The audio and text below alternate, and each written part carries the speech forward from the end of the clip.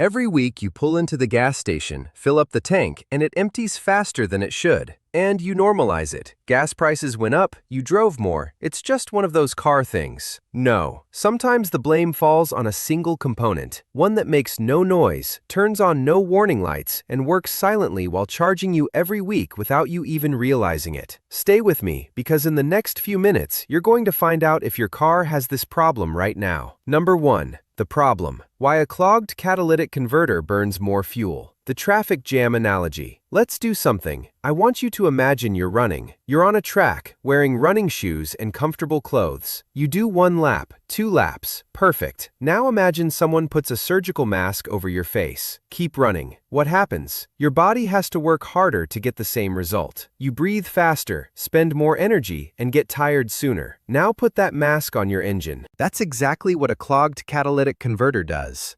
The catalytic converter sits in the middle of the exhaust system, right after the engine. Its job is to clean the gases before they leave into the atmosphere. But over time, it starts to clog. It gets dirty, builds up deposits, and becomes restricted. And when that happens, the engine's exhaust gases can no longer flow freely. And do you know what an engine does when it can't breathe? It works twice as hard to accomplish the same thing. And to work twice as hard, it needs more fuel. That simple, that brutal. The physical explanation. Technically, what happens is called back pressure. When the exhaust becomes restricted, burned gases can't exit quickly. So they begin to accumulate inside the combustion chamber. And when the chamber contains trapped exhaust gases, there's less room for the fresh air-fuel mixture. The engine has to compensate. It pulls in more fuel, creates more combustion events, consumes more gasoline. And here's the detail nobody tells you. This doesn't happen overnight.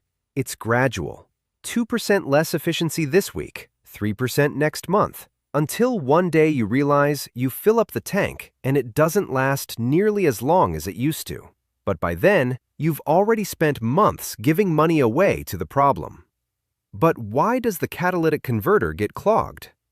Because of burned oil. Because of poor quality fuel, because of worn spark plugs that send unburned fuel directly into the exhaust.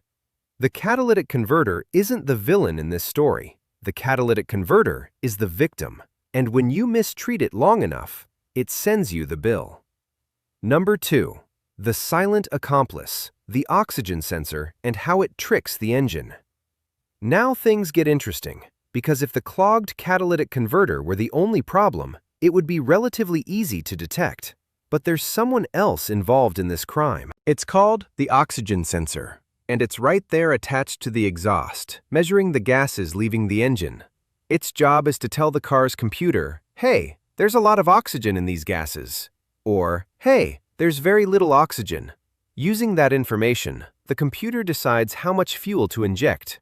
When the catalytic converter is clogged, the gases behave differently. Their composition changes. The oxygen sensor reads something abnormal and sends distorted information to the computer. And the computer, which blindly trusts that sensor, does exactly what it was programmed to do. It injects more fuel. Do you see the problem? The catalytic converter restricts the exhaust. The oxygen sensor detects abnormalities and sends incorrect signals. The computer receives those signals and orders more fuel. The engine burns more, you pay more. And nobody tells you anything. It's a perfect triangle of malfunction. The catalytic converter affects the sensor. The sensor confuses the computer. The computer betrays your wallet. And the most disturbing part is this. The computer doesn't know it's doing anything wrong. It believes it's helping. It's doing exactly what it was programmed to do. The problem is that the information it's receiving is contaminated. It's like asking someone to make extremely important decisions based on false data. The decisions will be terrible, but technically correct based on what they know. That's where the trap is. It's not that your car is obviously broken. It's that it's functioning correctly inside a system that's improperly calibrated. And that's exactly why so many mechanics don't identify the issue immediately. Before we continue, if you've always wanted to truly understand how your car works, I have the perfect course for you. I'll leave the information in the pinned comment. Number 3. The invisible diagnosis. Signs you can notice right now. This is where it gets important. Because what I just explained sounds complicated and technical, but the signs it leaves behind, you can notice them yourself. No scanner, no repair shop, nothing. First sign, the most obvious and most ignored one, fuel economy drops. Not suddenly, not dramatically, little by little. You used to fill up and it lasted 10 days commuting to work. Now it lasts 8 or 7. And you normalize it because fuel prices increased, because you drove more, because, well, that's just what happens. No, not always. Sometimes it's the catalytic converter trying to tell you something. Second sign, the car doesn't pull like it used to, especially on hills or when you press the accelerator hard. There's a moment of hesitation before the engine responds, as if the car is taking a second to think about whether it really wants to do it. That hesitation is back pressure. The engine can't breathe and struggles to react quickly. Third sign, a rotten egg smell. If you've ever smelled that around your car, especially when it's hot or when accelerating, that's sulfur. That specific smell comes from exhaust gases that aren't being processed properly. The catalytic converter isn't doing its cleaning job. When you smell it, don't ignore it. Fourth sign, the car feels hotter than normal near the floor and exhaust area. A clogged catalytic converter builds up extreme heat because the gases aren't flowing. They become trapped, and all that heat has to go somewhere. If you notice unusual heat underneath the vehicle, it deserves attention. Fifth sign, and this is the most technical one, the famous check engine light. Many people ignore it. Many people put a piece of black tape over it. Huge mistake. When the catalytic converter has problems, two of the most common trouble codes are P0420 and P0430. If you own an OBD2 scanner, which costs less than $20 on Amazon, you can check it yourself in 2 minutes. And if you don't have a scanner yet, there's something you can do for free. Go to a large auto parts store. Many of them will read your codes at no charge. Just walk in, ask, and within 5 minutes, you'll know whether your car has an active catalytic converter-related code. Now, there's something I need to tell you before we continue. You don't need all of these signs at the same time to have the problem. Sometimes it's only one. Sometimes it's none yet. And that's the most dangerous part of all. When the damage is just beginning, the car looks, feels, and sounds completely normal. That's why it's an invisible cost. Number 4. Additional factors. The mistake that confuses your mechanic. Now comes something very few people will tell you, and it's important because it explains why many mechanics misdiagnose this issue and charge you for repairs that solve nothing. Sometimes the catalytic converter isn't failing because it's old or naturally dirty. Sometimes the catalytic converter is suffering because the engine is pulling in air where it shouldn't. What does that mean? Your engine needs a very specific air-fuel mixture. That mixture is controlled by the entire intake system. But if there's a leak in the air intake, a hose, an exhaust gasket, or anywhere else in the system, extra air enters. Air the computer never measured. Air that wasn't part of the plan. And when the computer detects that unexpected oxygen, it panics. It says, "There's too much air. The mixture is too lean. I need more fuel." And it injects it, without asking, without verifying, more fuel into the engine. That extra fuel, which never should have been there, reaches the exhaust without being completely burned. And it reaches the catalytic converter. Now the catalytic converter has to process more than it can handle. Over time, it becomes saturated, damaged, and eventually destroyed. The mechanic who doesn't understand this will tell you, the catalytic converter is bad, it needs replacement. And yes, maybe it is already damaged. But if nobody checks for air leaks, the new catalytic converter you just paid for will die exactly the same way, in even less time. That's why when you take your car to the shop for this issue, ask specifically, did you inspect the intake hoses? Are there leaks in the exhaust gaskets? Did you perform a vacuum test on the system?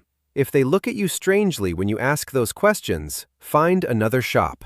This point sounds technical, but the lesson is simple. Don't assume the catalytic converter is the only problem. The catalytic converter may actually be a symptom of something else. A car that breathes poorly from every direction eventually ends up with a melted catalytic converter, a burned oxygen sensor, and an empty wallet. Number 5. The solution, the cheap fix, and what to do if it isn't enough. All right, now you know what's happening. You know how to detect it.